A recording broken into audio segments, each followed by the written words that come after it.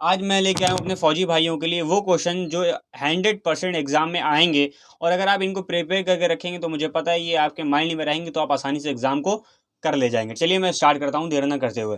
तो पहला हमारा क्वेश्चन है, म्यांमार देश का पूर्व नाम क्या है, यानी पुराना नाम क्या है? तो वर्मा है। क्या है? वर्मा है। उसके बाद करो या मरो का नारा किसने दिया है? महात्मा गांधी ने दिया है। किसने? महात्मा गांधी ने।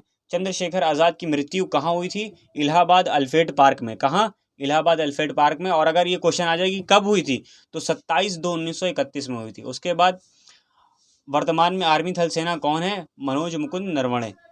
ठीक है। उसके बाद मैं दूसरा लेके चलता हूँ। आप गंगा नदी और यमुना नदी किस शहर में मिलती है? यानी यमुना और गंगा किस शहर में जाके आपस में एक हो जाती है? तो हम लिखेंगे इलाहाबाद प्रयागराज, जो आता है आपका उत्तर प्रदेश में। ठीक है। उसके बाद हम लेके चलेंगे उड़ीसा हाईकोर्ट की स्थापना कब हुई थी?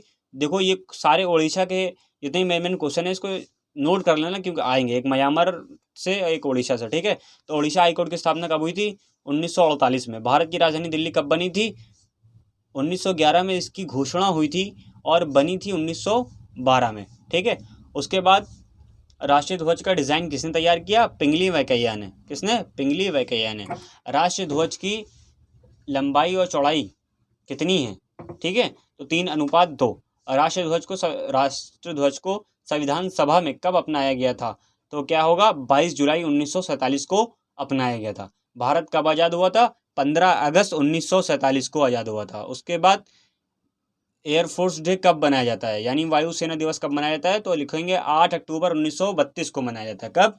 8 अक्टूबर 1932 को। और थल सेना कब मनाया जाता है? 15 जनवरी को मनाया जाता है। ठीक है।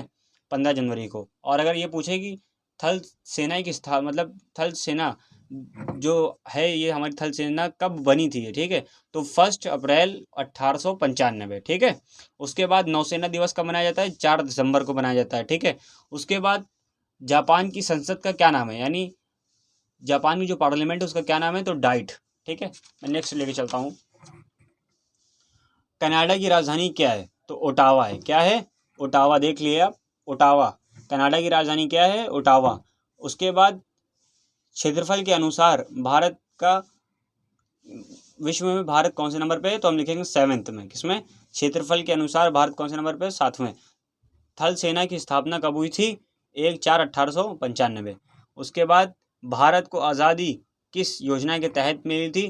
तो माउंटबेटन के तहत मिली थी। भारत के पहले प्रथम मुस्लिम राष्ट्रपति कौन थे? जाकिर हुसैन। कौन थे? जाकिर हुसैन। भारत के पहले राष्ट्रपति कौन थे? राजेंद्र प्रसाद। ठीक है। ये डॉक्टर राजेंद्र प्रसाद। उसके बाद इनको बिहार गांधी के नाम से जाना जाता है। उसके बाद what is the unit of stress, यानी पृष्ठ तनाव का मात्रक क्या है? ठीक है। तो न्यून मीटर।